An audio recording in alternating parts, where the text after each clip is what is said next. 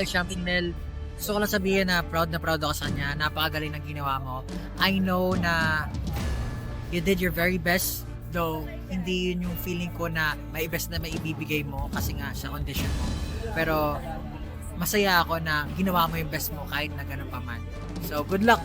Good luck, Shamsinel. Siguro yung part dun sa bridge na yung kanta niya kasi is a million reasons eh. Merong part doon na talagang tumitindi yung emotion, and isa talaga sa mga strength ni Shamsinel yung voice niya, yung voice texture niya na pag may certain notes siya na inaabot, lumalabas yung raspiness na talagang nakakakilabot. So yun siguro yung highlight din sa performance ni Shamsinel.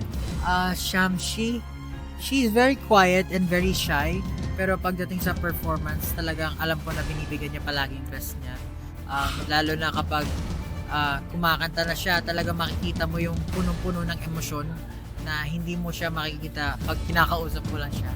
Parang doon, very expressive siya.